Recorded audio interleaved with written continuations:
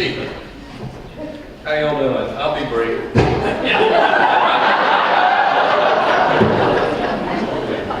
know we all got places to go and things to do. It's a real treat for me to try to get this out. To be here and to help recognize or introduce to you tonight's honoree, recipient, as Scott Feeney said, of the university's highest award for a journalist, the Samuel Talbert Silver Em. We have at least one previous recipient here, Fred Anglin. Are there any other previous Silver Em honorees?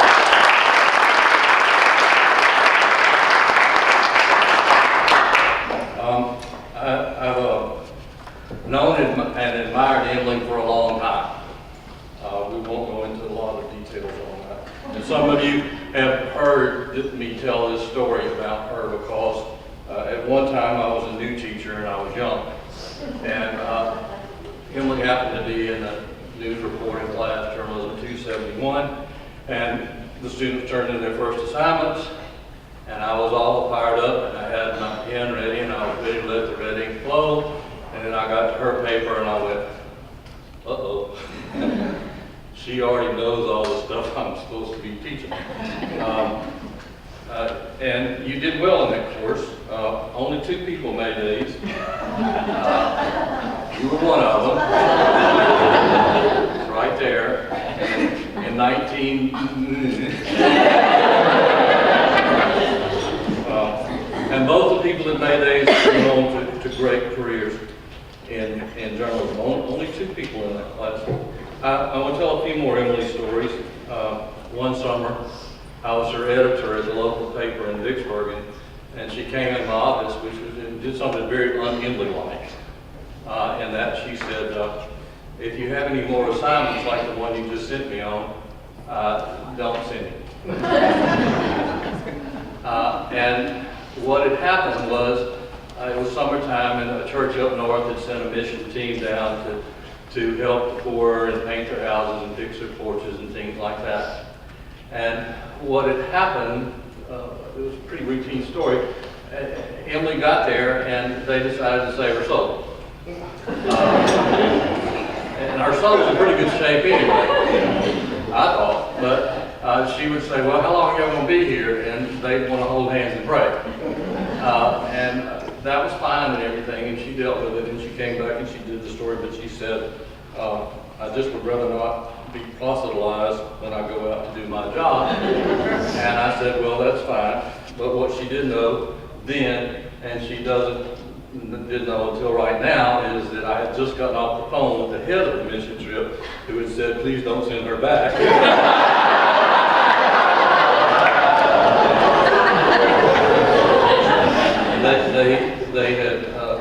They felt like she just wouldn't work out. She wasn't going to make them sound wonderful enough. One of the things about people in journalism is we really don't get starstruck.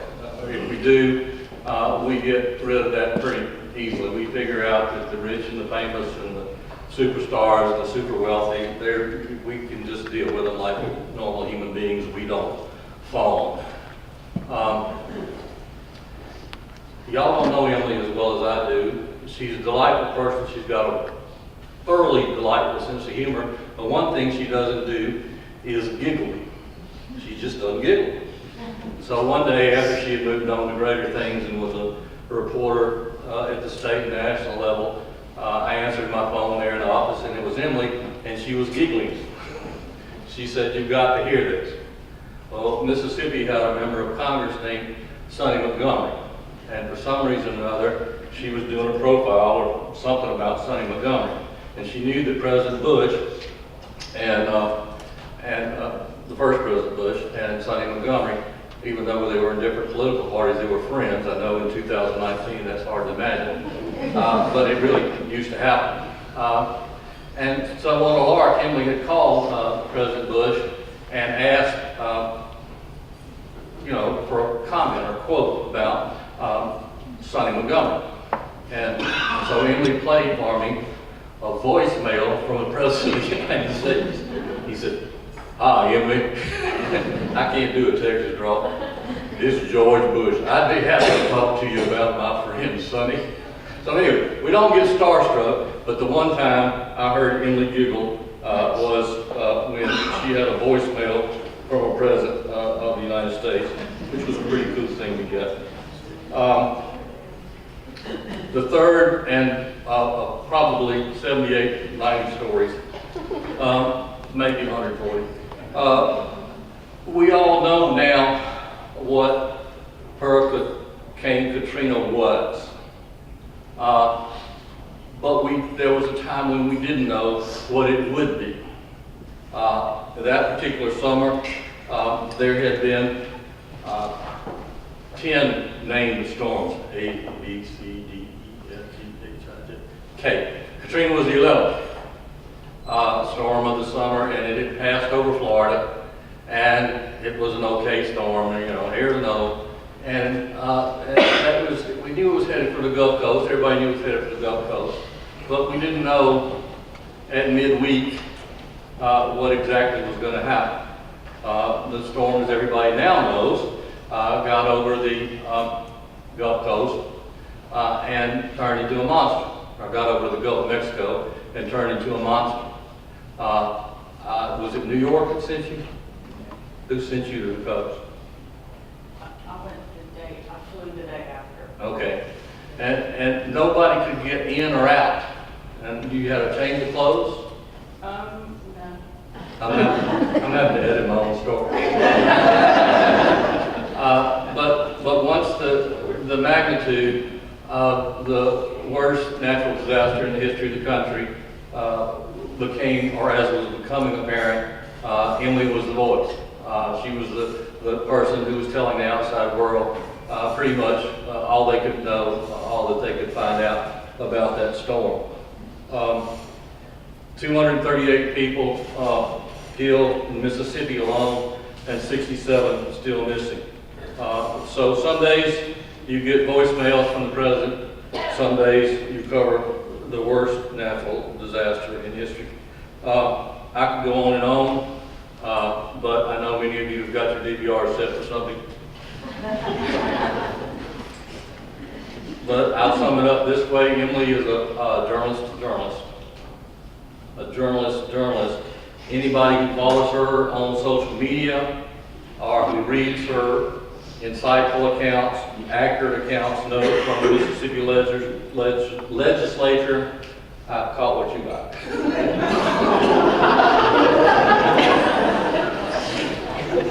Knows that she is doing tremendous work that frequently goes unnoticed, because that's the nature of wire service work. You don't get a whole lot of glory when you're a wire service reporter. You just do a lot of work. Of course, Emily is very well respected in the legislature, and we know this because they adjourned a week early so she could be here tonight. Saved us millions and millions. They really did. I mean, they're supposed to be in session this week, but they adjourned last week, and that license. Emily has, as I said previously, a delightful sense of humor. She has the ability to puncture pomposity, and she has an appreciation, which I find one of the most endearing qualities in a journalist, is that she has this appreciation of the absurd. She also has a wonderful family, a daughter. Hi, Madeline. How you doing? All right. How am I doing?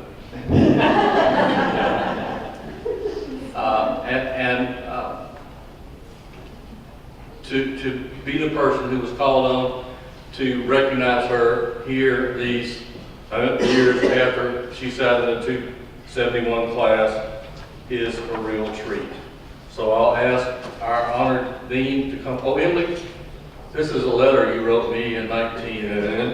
I asked everybody that worked for me at the local paper when I was there to send me an evaluation of their experience.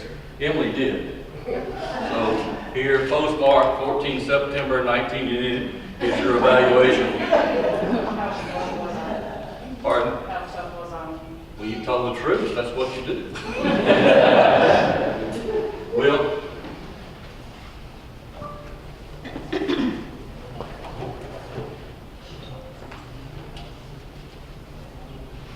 I tell students that if you're in Charlie Mitchell's class, you have to have bottled water because his humor is so dry.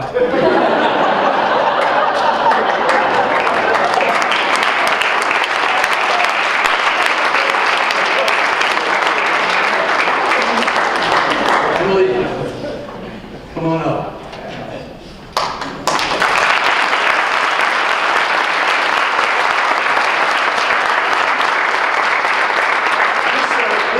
Says the University of Mississippi School of Journalism and New Media, the Sam Talbert Silver Em Award 2018, Emily Wagster Pettus, for outstanding contributions to journalism presented in Oxford, Mississippi, April 3rd, 1980. Congratulations.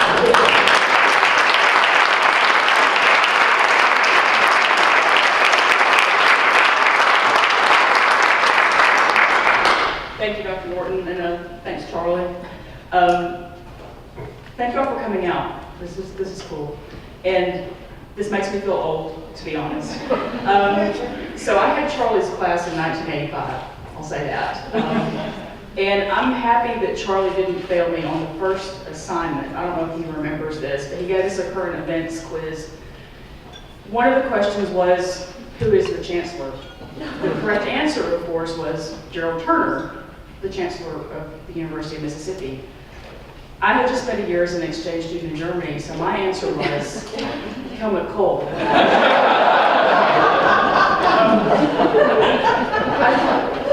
I seem to recall Charlie was not going to give me credit for that, and it was the first time I had to talk an editor into something, so thanks for the lesson on that. That was very helpful. And I want to thank, first of all, my parents. Sorry. For not trying to talk me into being a dentist or something that pays better than journalism. And for letting me know that I could go to college wherever I wanted to, but my tuition money would be right here in Oxford.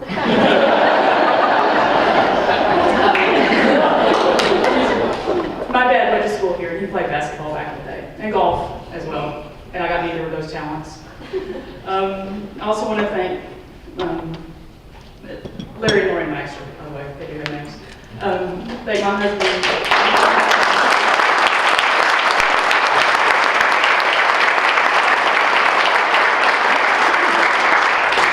My husband, Gary Pettus, and our daughter, Madeline, for being patient with me, with my job that takes over our lives sometimes. For understanding when I come home mad at the legislature or obsessed with what's going to happen the next day, or when I'm sitting in front of my laptop at midnight waiting for a federal judge to block something that the legislature has done. So thank you for that. And to my AP colleagues who are here, my Bureau Chief Adam and my colleague Jeff Almy, partner in crime at the Capitol, and our sports writer David Brandt, and my other colleagues from the Capitol Press Corps, Adam Ganesho and Kaylee Skinner. Thanks for being here. It really means a lot. And Dr. Norton, you scared the crap out of me when I was a student, to be honest with you. I came to visit here as a high school student, and I met you then, and a big part of the reason I came to Ole Miss was because you were so dynamic and so persuasive and really helped convince me that this was a better fit than the University of Texas. And Dr. Pusney, I loved your class. I didn't end up doing anything with design, but I really enjoyed it. And Charlie, of course, great friend, gave me my first job at the Pittsburgh Evening Post, and taught me another great lesson in journalism one day when I was sitting in the newsroom, and I was sitting in the newsroom and I made the mistake of telling him that I was bored. And I've never seen Charlie really mad at anything, but in that moment, he sort of shamed me and said, "You should never be bored in the newsroom. The news does not happen in the newsroom. Get out. Get out and go talk to people." So I felt this tall in the moment, but it's a great lesson. So let me just say, in a room full of journalists, congratulations to all of you who received work and getting as far as you've gotten. Journalism is fun. It's a great way to make a living. You can be nosy. You can call people and ask them things. You can hold public officials accountable. And you meet really super interesting people. I know a lot of you probably go into public relations, and you know, there can't be an adversarial relationship between PR people and traditional journalists. But I do encourage people to build bridges and develop relationships. Keith Hall, in the back of the room, was a public relations person for Governor Fordyce. He was the first governor I covered. And he saw me have a pretty good meltdown one time in the governor's office at the end of a very frustrating special session. I kind of lost it and was beating on the chief of staff's door, like, why won't you come out and talk to us? And he reminded me that on the way in. But despite the torture we put him through, I do consider him a genuine friend. One thing that you really get to do as a journalist is to meet interesting people. And I just want to talk briefly about some amazing women that I've met. Merle Evers Williams and her daughter Rita Evers Everett. Rita Schwerner Bender, who is the widow of Michael Schwerner, who was one of the 3 civil rights workers killed in Neshoba County in 1964. Sorry, I covered that trial in 2005. And Judge Trumpeter Mulholland, who was a white woman who attended historically black Tudor College in Jackson in the 60s and became involved in the civil rights movement, and was one of the people who helped integrate the lunch counter at the wars in Jackson, Mississippi. And for being there on that day, she and her friends and colleagues were doused with ketchup, doused with mustard. The men were slammed to the floor. They were called everything but children of Jesus on that day. And they persevered and helped make this state a better place. I had the privilege of interviewing Judge Trumpeter Mulholland a few years ago and doing a story on her, and she's really stuck to her principles of truly believing in equality and truly working to make this country a better place. And it's been a great privilege as a journalist to be able to get to know her. And Rita Schwerner Bender, as I said, is the widow of Michael Schwerner, who, along with James Chaney and Andrew Goodman, they were killed in 1964 in Neshoba County, Mississippi. She could have been the weeping widow who broke down and made it all about herself, and she never did that. She stood up for justice. She confronted the governor of Mississippi at the time and demanded some answers about where her husband was when the bodies had not yet been found. When Edgar Ray Killen went to trial in 2005 in Neshoba County, and I covered that gavel-to-gavel jury selection to sentencing. Rita Schwerner Bender was there with her husband and her now husband and their grown children, and she was extremely dignified and made sure to talk about the enduring message of justice and equality and pushing for civil rights. And she did not make it, as I said, did not make it about herself, but made it about the greater cause of what makes this country better. Merle Evers Williams, as you know, I don't even need to say this, is the widow of Edgar Evers, who was killed outside his home in Jackson in 1963, which was 3 years before I was born. And her daughter at the time was a very small child, but they were all home when this happened. And what that family has been through is horrific, but they've maintained a sense of dignity and, they've made this a better place. And, I'm so sorry. The great thing about journalism is you can tell these stories, you can meet these people, and a lot of them are still alive who went through a lot of terrible things back then. And talk to your parents, talk to your grandparents. Don't let these stories go. Really go out and find them. I mean, you know, everyone has an iPhone now. Record them, do those interviews, get that information, tell those stories. And so, thank you.